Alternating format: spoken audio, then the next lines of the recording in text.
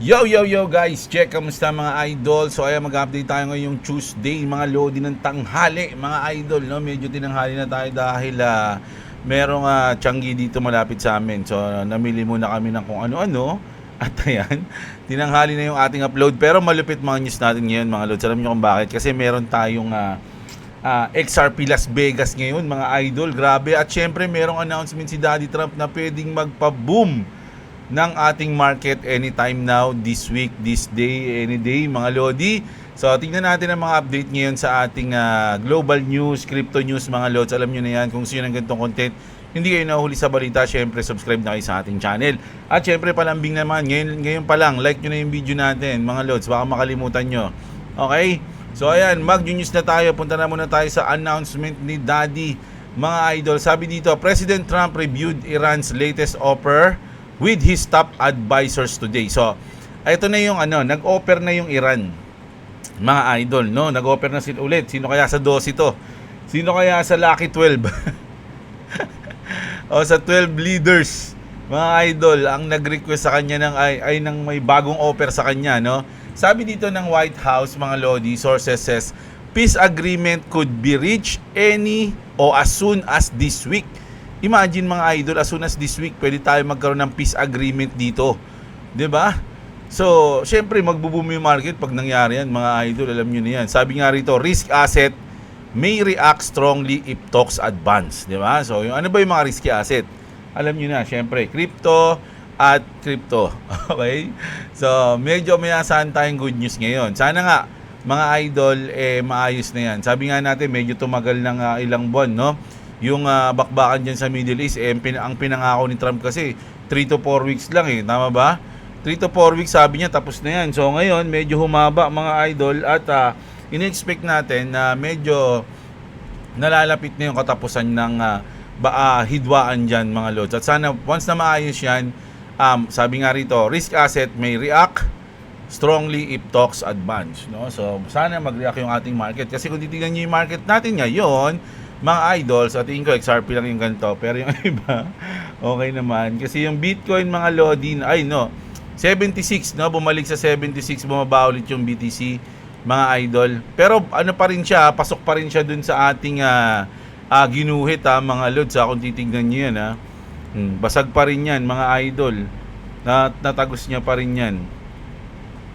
So kung maglalaro man ang Bitcoin ngayon mga lodi, malamang sa ibabaw na nung linya na yan. Yeah? Hindi natin alam kung ganyan o pwede rin namang dito na siya, we don't know. Okay, so titignan natin kung ano yung mga susunod na hakbang niyan. Pero sa XRP, ay sa Doge muna. Sa Doge natin, medyo okay naman mga loads, no? Nasa 1 day tayo, 15 minutes, ayan. So, medyo naman siya, uptrend ng konti. Kita yung uptrend, kumbaga halata yung uptrend. Ano to? Dolphin? Orca. Grabe Orca. Tsaka, hindi ito, stable coin ba to? PRLUSD. Hindi 0.3. Dogecoin at XRP. XRP natin medyo lumusot Alam nyo kung bakit? Kasi, by the rumor, sell the news to, mga lodi. Ano bang meron niya yun? Mamaya may kita natin mga idol, no? Titignan natin yan mamaya sa next news natin. Mamaya lang yan. Pero dito muna tayo, mga loads, no? Massive interest rates or interest rate decisions coming next week na. Several world leading central bank are poised to announce a major interest rate decision this week.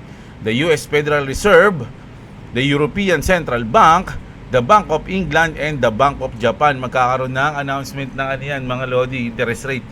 Interest rates, especially unexpected changes or change, can have huge impact on global market performance. So, maapektuhan yan yung medyo kabuuan ng konti, no? So, titignan natin mga idol kasi ngayong week yan, marami sila. Kita nyo naman, US, Europe, Bank of England, tsaka yung Bank of Japan, no? Tatry ko yung aking biniling reading glass ngayon sa monitor na to. Kasi medyo naduduling ako pag ayun, no? Medyo okay, goods na goods. Goods na goods yung ating reading glass dito sa monitor. Okay. So ito yung ating mga abangan ngayong week na to, no? Check nga natin sa ating calendar. Ang US kasi ano ba siya? Ito, fund rate. Thursday, alas 2 ng madaling araw, mga idol, sa US, okay? Sa US yan ha. So, punta na tayo. Sana, dito na tayo. Fact, nako, ito na mga idol. Alam niyo naman na magpapalit na ng Fed chair, no? Si Jerome Powell, medyo papalitan ni Kevin Warsh, mga loads. Pero, ayon sa ating history, new Fed chair equals market dump. Ayan daw yung nangyayari sa history. Look at this closely. So, kung titignan nyo, mga idol, wait lang. Kung titignan nyo dito, nung umalis si Janet Yellen, pumalit si Jerome Powell, nag-negative 83%, mga lodi, kita nyo yan. Pero naka-rebound, mga loads, no? At nung Jerome Powell become the Fed chair, ayan naman, mga lodi, no? Bumagsak ng 73%. And then Jerome Powell again nung Fed chair uli, mga loads, negative 60%. Ngayon, 2026, mga loads, ang papalit sa atin is si Kevin Warsh, mga lodi. So, aasahan ba natin na magkakaroon ulit ng drop? Kung titignan natin, mga lodi, ayan, kung titignan niya, hanggang sa naabot, no? Ang 20 pesos mo. Ayan, pwede tayong umabot ng 41 to 30,000 Bitcoin. Tapos, aabot siya ng 200 plus. 275 nga dito. Almost 300,000 sa Bitcoin, which is 2029 na to, mga lodi. Ganun kaya yung mangyayari, mga idol? Nako, kapanapanabik. Aabangan natin yan. Kapag nag 200 plus o almost 300 na ang Bitcoin, sa tingin nyo magkano na ang mga altcoins? Magkano na ang Solana? Magkano na ang Ethereum? Magkano na ang XRP? Magkano na ang SHIB? Magkano na ang Dogecoin?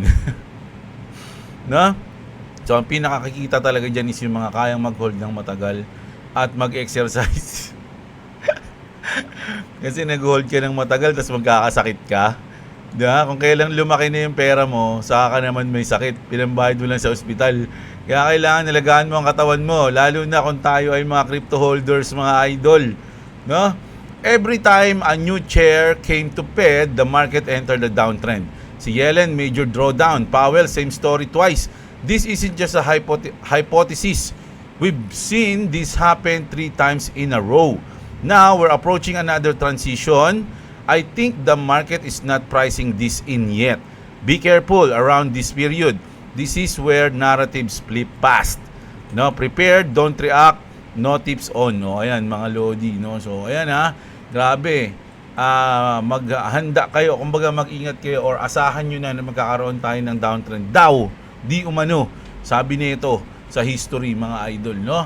Speaking mga idol ng ating mga senator, si Senator Cynthia Lummis naman announces Bitcoin and crypto market structure bill legislation will be marked up in May.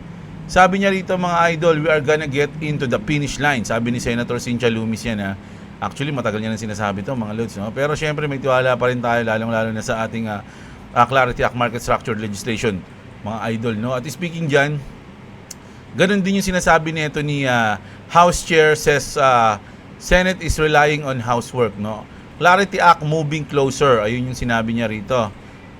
Si French Hill, ayan sabi ni French Hill, key stablecoin and DeFi issues already resolved in the House version. So tapos na naresolbahan na. Senate just needs to adopt it, mga idol. So sabi ko nga, no, ulitin na lang natin sa ating Clarity Act, mga idol. Ano na yan? Nakahanda na yung nakahanda na yung kanyang way. Yung daanan niya nandiyan na nakasetup na. Maglalakad na lang siya doon. Ang ano lang is ang timing kung kailan, okay? So goods na goods na yan. At imagine, kahit na medyo nagkakaroon tayo ng mga downtrend, no?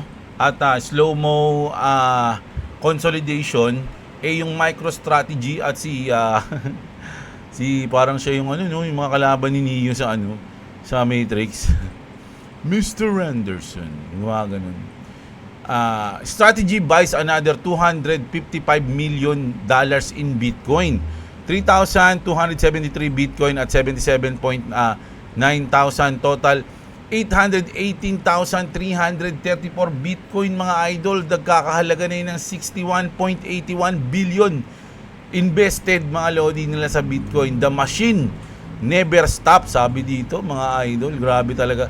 Alam nyo ba, nakapagtaka no, pwede namang kung naniniwala yung MicroStrategy na, kasi yung iba kasi, ito yung sinasabi ko sa mga naghuhulalisis mga idol marami nang sabi, babagsak pa yan, angat na yan, babagsak pa yan.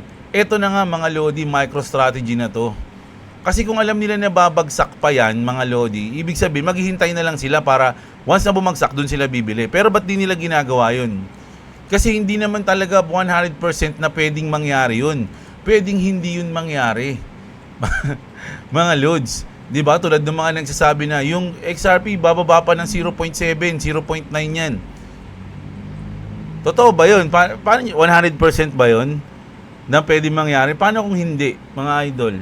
'Di ba? Ganun lang, 'di ba? Sila, tingnan niyo bumibili sila sa halagang ganito kung pwede naman nila abangan sa 75, sa 74. Tsaka yung mga ginagastos nila dito mga idol, hindi mura, hindi maliliit lang yan, billion na sa pesos yan mga lods. Pero bakit sila nagdi-DCA, 'di ba? Kasi hindi sila tumitingin sa price mga lodi, tumitingin sila sa mga pwedeng mangyari in the future, sa mga susunod na buwan, sa mga susunod na taon. Kailangan makapagbodega tayo ngayon dahil may mga paparating na ganito na siguro ay sila lang ang nakakaalam o sa mga research nila ganun yung nakikita. Tulad nito, sa tingin nyo, ba't bumili ngayon yung MicroStrategy? Dahil ba dito? Sabi dito mga idol, US preparing for major Bitcoin reserve announcement. O, di ba? Paano kung inabangan ng MicroStrategy sa 75-74 yung Bitcoin? Biglang in-announce to. Di humataw na yung bigla yung hindi na umabot doon, naiwan na sila. Di ngayon pa lang bumibili na sila. Di ba? US preparing major Bitcoin reserve announcement. White House says breakthrough coming in the next few weeks. Imagine coming in the next few weeks. BTC already on the government balance sheet. Kita niyo yan mga idol. 'Di ba? Paano kung inaabangan nilang bumagsak ng ganitong presyo and then in-announce to na iwan sila? 'Di ba? Mas maganda, meron na silang nakabili na sila ngayon. Kaya anytime na i-announce to, pwede. 'Di ba? Kumbaga, pwede na, sige kahit anytime i-announce 'yan dahil kami is nakabili na. 'Di ba? Okay yung umasa dun sa mga bababa pa ng ganito yan, bababa pa ng ganyan yan. Ganito, bibigyan ka condition. Meron tayong position dito sa XRP. No? Kung bababa, ito hindi ko to kukunin. Sige, mga idol, hindi natin kukunin to. Hindi tayo maglalagay ng lock profit dito. Papatalo na natin to. Papatalo na natin to mga idol Pero pag ito, kung sakali mang umabot ng 0.9, 0.8, 0.7, lahat naman nag-comment sa akin dito na abot pa ng 0.8, 0.7 yan. You are a genius. Hanga na talaga ako mga lodi, no? Bibilib talaga ako sa inyo mga idol dahil talagang sobrang tiyaga, sobrang hinintay nyo para doon kayo makabili. Although, bibili rin ako doon mga lodi, syempre, hindi naman pwedeng hindi. Habang bumababa to, bibili tayo. Pero dito lang sa trade na to, kasi ang aking liquidation dito is 1.2469. Ayan 1.2469 estimated liquidation price yan, mga lods, no? So, kapag dyan, umabot yan, mga lodi, tas umabot siya ng 0.8, 0.9, grabe. Sobrang hanga na ako sa inyo talaga, mga lods. Pero kung ang ginawa niyan is i-liquidate lang ako, tas umangat na uli. wala, no count yun mga lodi Pero pag yan, hindi umabot dyan, tas ang XRP is lumipad na to, mga lodi, anong kondisyon? Lagi nyo isi-share yung video ko mga lagi nyo isi-share yung video ko mga lods Okay? Ayan yung kondisyon natin Dito lang pwede to, pero sa Doge, syempre alagyan natin ng lock profit yan. Hindi pwedeng hindi, no? Oh, ayan ha, mga lods, sa condition natin yan ha. Oh. Kasi ako mga lods parang sa MicroStrategy din, ba't ko hintayin umabot dun sa sobrang lalim na baka naman hindi na makatotohanan na umabot dun. Sa dami ng mga good news na nangyayari ngayon. Actually, sa tingin ko, ang nagpapabad news lang naman ngayon, yung si Trump lang eh. Yung mga ginagawa lang naman ni Trump, yung nagpapadrop sa crypto, sa tingin ko lang. 'Di ba? Pag si Trump na nahimik yan, nagkartas, bumaliktad, nagflip, naging good news na lahat ng sinasabi niya, sa tingin ko, medyo makakabelo-belo tayo pataas. Ganun lang yun sa akin, mga idol, no? Pero kung talagang hihintayin nyo yung sobrang lalim, kayo ang bahala dyan, desisyon nyo yan. Sabi ko nga, huwag kayong umasa akin para bumili, mag-hold at magbenta ng kahit anong coins. Do your own research. I'm not a financial advisoritos. Okay? So, ito na. O, yan. Baka yun yung inaabangan ng MicroStrategy, kaya bumili na sila ngayon. Di ba? Tapos, ito. Western Union is eyeing stablecoin launch to settle global transaction without SWIFT, CEO says. No? Ayan yung sinabi ng CEO. O, ano na to, mga Lodi? Global transaction. Ano yung sinearch natin kahapon, mga Lodi? Tungkol sa XRP. So, bahala kayo ha. Ito kasi sinabi nyo. RLUSD XRP will be used. Pero, pwede namang hindi kasi tama naman yung sinabi nito na ni CryptoLord na nakipag-partner sila sa Solana. At yung Solana naman ngayon is di ba nagkaroon sila ng partnership ng Ripple ng XRP? O, hindi natin alam yan, mga idol. Pero syempre, adoption yan, innovation yan ng Western Union.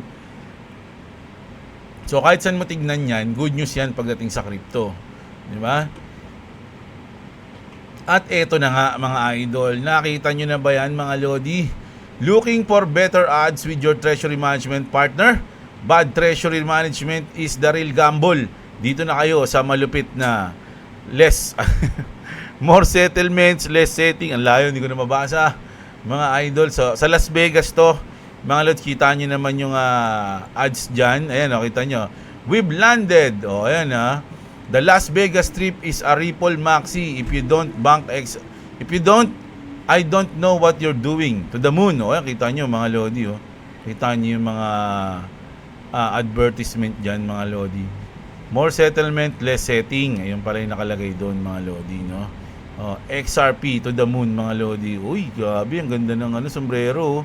Saan kaya nakakabili niyan, mga idol, no? Ganda ng mga merch ng XRP, mga Lods. No, ayan, nakita niyo yan, ha? Ito, sa buong building pa yan, no?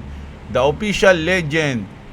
Kasi, kala ko kasi fake to, kaya tinanong ko, tinanong ko kung totoo ba yan. Totoo ang video na yan. Ito ay tunay na drone footage ng XRP at Ripple logos na ipinakita sa mga building sa Las Vegas Strip. Kasama ang raise the standard. Grabe, raise nyo yung standard nyo. Baba ng standard nyo sabi ng Ripple. Na messaging sa mga digital billboards. Ito ay bahagi ng marketing campaign ni Ripple ahead ng Las Vegas XRP Las Vegas 2026 conference sa April sa April 30 April 30 hanggang May 1. Ripple mismo ang nagpost ng official photos ng malaking billboard sa Las Vegas Strip na may raise the standard sa itaas ng XRP ticker. So totoo ito, mga Lodi. So Thursday hanggang Friday sa atin, pero sa kanila Friday hanggang Saturday yan, mga Lods, no? Ayan, kita nyo, mga Lodi, tindi yan, mga Lod, kita nyo. Tapos ito pa, Harvard University published research that include Ripple, XRP, and XLM reflecting academic and institutional recognition of an evolving financial infrastructure. Now, Brad Garlinghouse is being recognized by Harvard Business School. This reflects something broader than an individual award. It signals that the work they've been doing around cross-border payments, liquidity, and financial efficiency is being taken seriously at the highest level and has always been aligned with the right direction. So, grabe, kinilala si Brad Garlinghouse bilang isang malupit na daddy ng mga Harvard Business School. At ito, yung ating last news dito. XRP is now integrated into 11,000 banks across the globe, no? Kita niyo yan, mga idol, So, documented yan, tunay yan, hindi yan fake news. Kasi ito, mga Lods, Meron kasing may nag-comment sa atin, basahin ko lang mga lods yung comment ni Chiquito. Although okay naman yung sinabi niya, pero ay ito sabi dito ni Sam DXB. Fake yan bro, kung talagang tas may quit.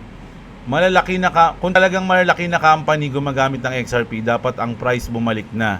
Ibig sabihin, tumitingin lang siya sa price. No? Hindi siya tumitingin dun sa mismong utility ng coins. Ito yan si Sam. Ano yung ginagamit pero walang galaw sa price? O, di ba? Doon lang siya natingin. Madali naman maglagay ng picture. Ito sinasabi niya. Madali maglagay daw ng picture. Ibig sabihin, parang sinasabi niya, yung mga balita sa XRP na partner ng ganito, nag-integrate sa ganito, ibig sabihin, fake news lang ba yun? Hindi ka naniniwala doon? Madali naman maglagay ng picture ng XRP at ibang bansa, tapos lagyan mo ng storya, o di ba? Ibig sabihin hindi siya naniniwala na tunay 'yon. Yung mga news na binabalita natin. Tapos kwento mo sa pagong, sabi niya ganoon, no? May pagong ka ba diyan? Kwentuhan natin. Parang ganito 'yan. Maingay ang mga lata pag walang laman. O tanga na, bago 'yan parang sobrang luma, bago na ngayon Parang mga vlogger.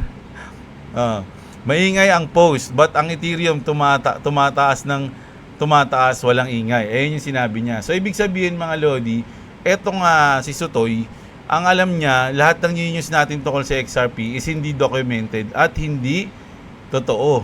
Fake news. Parang ganun yung sinasabi niya. Di ba? Ikaw, kung sa tingin mo, fake news yun, bahala ka. Ganun lang yun. No? Tulad nito, sa tingin mo ba, fake news yan? Madali lang maglagay ng picture niyan Tingin mo ba? Tanongin na lang natin si Grok. No? Para natin kung ano. Tanga, hirap. Paano tatanungin to? Ano ang mga partner ng Ripple? Ano ang mga naging? Ay hindi, magbigay na lang, no? Magbigay ng list ng mga banks na gumagamit ng Ripple XRP at list ng mga bansa na gumagamit ng Ripple